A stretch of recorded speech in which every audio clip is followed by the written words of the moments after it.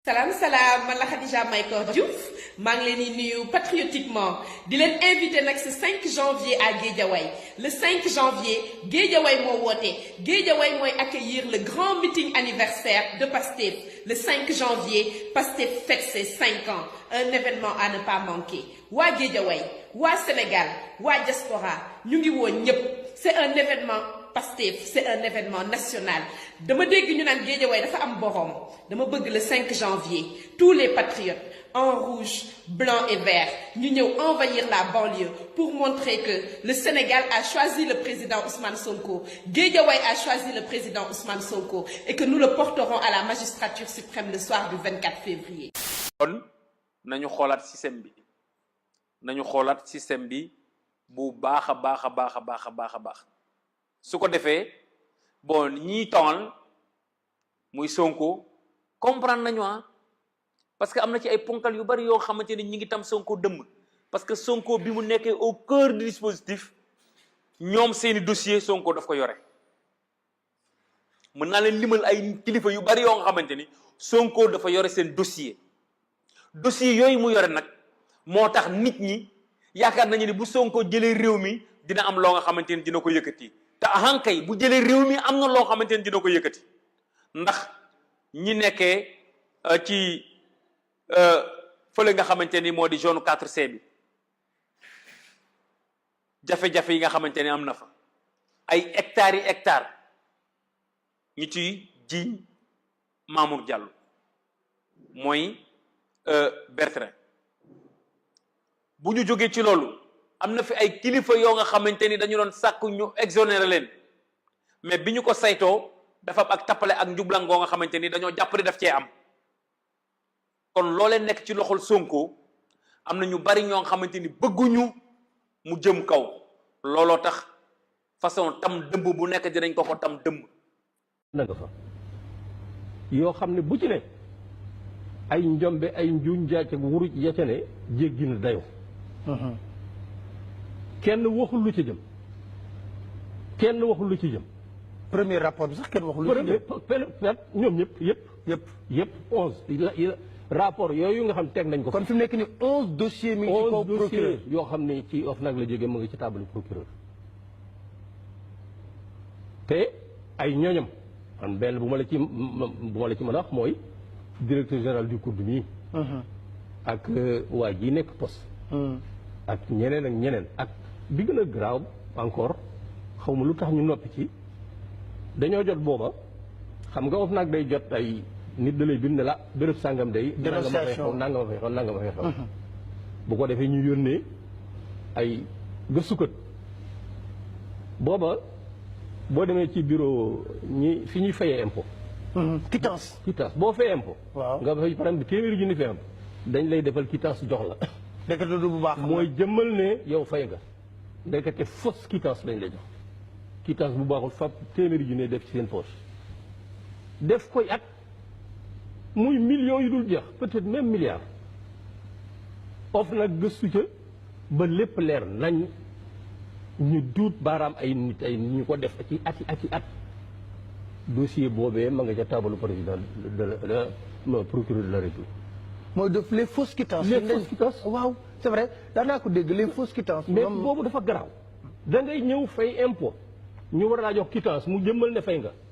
ñu jox la code quittance boo xam ne fausse baaxul bu ko defee ñu jël xaalis dugal seen poche ay at ba enquête boobu pare na complètement ba pare na ba ñu tënk ko ba déposé ko au procureur de la République ak yu garaaw ak am na ñoo xam ne sax wax nañ ne dañoo tiit ba génn réew mi waaw ñu daw jàpp mooy tour nag am na ñoo xam ne sax dañoo daw booba dossier ngi ci table procureur. Olof Njaay da doon wax baadoola moom baadoola rek la mun a nekk. 1 million yi ma yore. moo ko jox Binta Xuma. moo ko may ay géwélam. 1 million bi moo ko jox Binta Xuma moo ko may ay géwélam. muy 11 millions. 11 millions. Alaaji Mansour Mbaye jur ko.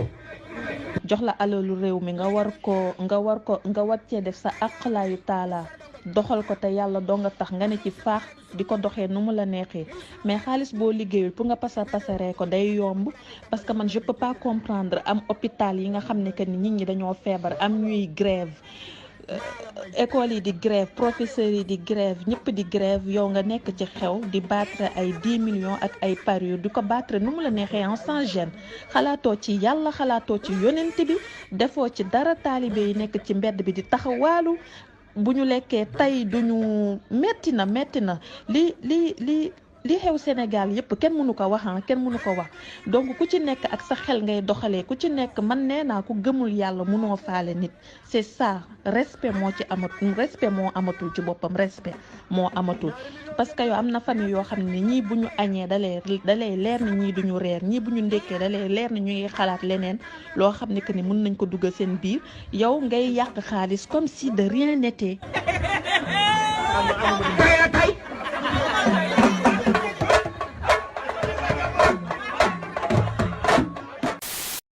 En Suède, en matière de transparence, les hommes politiques sont obligés de marcher au pas. Un scandale comme l'affaire Fillon, inimaginable. D'ailleurs, ça fait bien rire les Suédois. Ça ne pourrait pas arriver en Suède. On sait précisément ce que font les gens ici. Donc, oui, c'est vraiment drôle. Ici, tout est transparent. Vous pouvez connaître les revenus de vos voisins, des hommes politiques. La Suède, c'est le pays où une ministre, Mona Sahlin, a été obligée de démissionner en 1995. Elle avait utilisé sa carte bancaire professionnelle pour 1 000 € de dépenses privées. J'ai acheté des couches-culottes, du Toblerone et un paquet de cigarettes. Ici, on ne plaisante pas avec l'argent public. Alors, au Parlement de Stockholm, l'affaire Fillon provoque la stupéfaction de ce député de gauche, Stig Henriksson, 40 ans de carrière politique. Son assistante, il la partage avec 2 autres élus, et ce n'est pas lui qui l'a choisi. Je ne m'occupe pas du recrutement. C'est un responsable de mon parti qui gère en fonction de nos besoins. Et elle est payée par le Parlement. D'ailleurs, il ne connaît pas son salaire. Et quand on lui demande s'il pourrait théoriquement engager sa femme, vous riez parce que ça vous paraît impossible, mais en France, ça l'est pas. Oui, ça c'est vraiment fou. Parce que en Suède, si on a besoin de recruter quelqu'un, eh bien on passe une annonce, comme dans n'importe quelle entreprise. Ce n'est pas interdit de recruter un proche, mais ça ne se fait pas. Et les dépenses des élus sont strictement contrôlées. Dans ce formulaire, Stig Henriksson doit justifier chaque centime engagé, frais d'hôtel, repas, essence. Et contrairement à ses homologues français, pas d'enveloppe à utiliser librement pour ses frais de représentation. Il pioche dans ses 6 000 € de salaire mensuel. La transparence est inscrite dans la Constitution suédoise. À notre poste, on doit faire preuve d'une grande rigueur morale.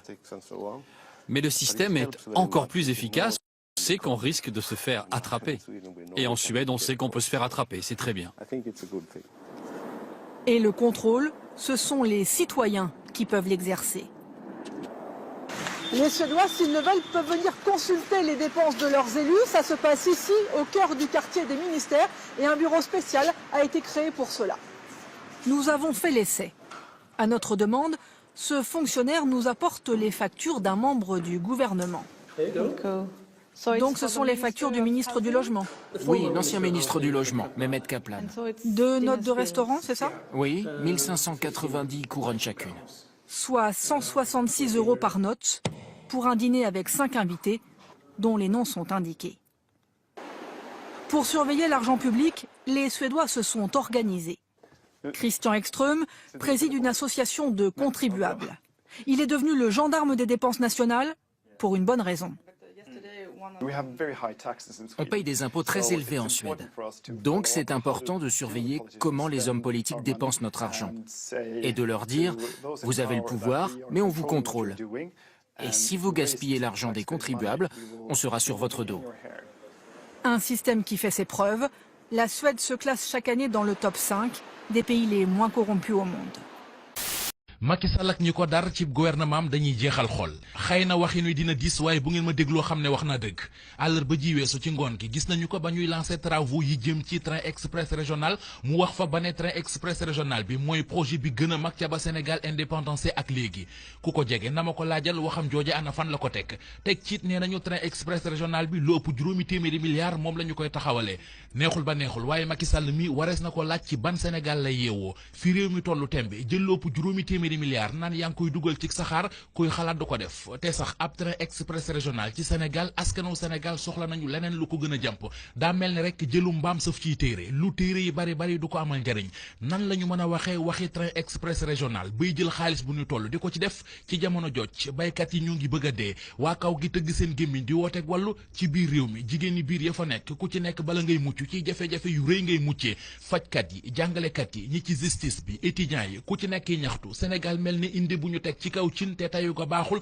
tax muy folete fu nekk ñaata doomu aadama ñooy faatu ci réew mi ndax ñàkku kaaraange ndax yi agresseur bu ñu waxee ñu nañu police yi doyul mbaa gendarmerie yi doyul waa léegi juróomi téeméeri milliards yooyee ak lu teg ñu bëgg a dugal ci saxaar gi ñaata gendarmerie mbaa ñaata police dañ ci mën a def ASP yaa ngi ñu jëloon leen ngir ñu wattu kaaraange réew mi dugal leen ci guuta ba noppi fàtte leen ci ndax waruñu woon a wax ci ñoom ba noppi Sénégal a ngi bés bu yàlla sàkk ñu dégg fi bakkan yu des ci tali bi ndax accident tali yu bon ak oto yu dul contrôlé ak it ñàkk respecté code de la route mooy li koy indi ndax taxawoon ci loole ëpputoon farata bala ñuy wax waxi leneen lu war a dawate ci réew mi xam ngeen ne saxaar gu ñu ne 2019 lay noppi ki wax loolee ay pexe moo di bëgg nañu ko falaatee loolee moo am exactement ci kër gan di maison des hôtes yi nga xam ne Macky Sall mi ngi leen di inauguré ci dëkki diine yi loolee muy def bu ko diine taxoon di def dana ko def ba noppi te kenn du xam ne def na ko waaye nag diine politique moom ku leen bëgg a boole rek ngistal dugg nit nag mënut a teg ataaya xiim lëwal neexul baaxul matul doyul ñorul ba noppi mu naan leen muñal leen ma deuxième bay dàq ku ko gëm rek gëm nga. dundatuñu dee nañu à cause de train bi léegi di nga def 4 heures de temps pour génn Tëngéej xale yi mënuñu dem école kenn mënul ambulance yi mënuñu dox kenn mënul dem hôpital kenn mënutul dem marché pour nga génn il faut nga fay 2000 francs pour jóge sa kër dem ville ñu ngi defar ay travaux dafa ñu benn voie de contournement xoola pollution bi nit ñaa ngi dee pneumonie baa ngi fi nit ñi léegi ñëpp soj kenn dunatul ñu bëgg duñu teg dans ces conditions pareilles mais c'est grave nit ñi mënuñu ko nangu il faut ñu jël ay dispositions ñu ne duñu ay golo Eiffage yi nga ñuy rey mooy sunu malakal mawtu mi ngi rey Tëngéej ñëpp dee nañu à cause de ça non c'est anormal il faut que l'État prenne des dispositions compagnie sunu autorité jëluñu ay dispositions dinañ ko def parce que ñi ñaa ngi dee te mënutuñu dund. nga xool saret bi ni mu duggee xaaral nga teg fas yi yéen da ngay teg fas yi mais lii dafa gàtt lii moom waroon nañu ko defaraat ñiy defar APS bi ñoom ñoo ko tey tet boole ko jéggaay dafa sori ñu ne ñoo daw bay bëgg a dee Aliou ñu ngi yow mi doon kaas gis nga ko waa Refane fii nag moom waa kii lañ moom seen ngeen si ni mu gàttee dara mënu fee jaar jéggaay bi sori na amul jàkkaay seenoo noppe fas bi moog jéggaay bee tolloo seenoo yoon bi rek ngay jëw seen ngeen fas bi day sëgg borom sëgg muy door a mën a jéggi APS bi ngeen di coow daal mi ngi nii bopp fas beeg kii bi ñoo tolloo gis ngeen ko fas yi dañ koy sëgal ba mu sëgalal voilà teg gi daal ak kii bee tolloo aco fas yi ñu wu ko xanaa moo ci li ji woon jorit Macky Sall gàddu naa ko quoi war na Sëñ Tuubaa fas yi du dugg de mën da jaar ci kaw danga koy sëgal wala nga tekki fas wi saret bi daa ragal ci biir dafa ragal lii da koo ñeme ñëw ko def toon ni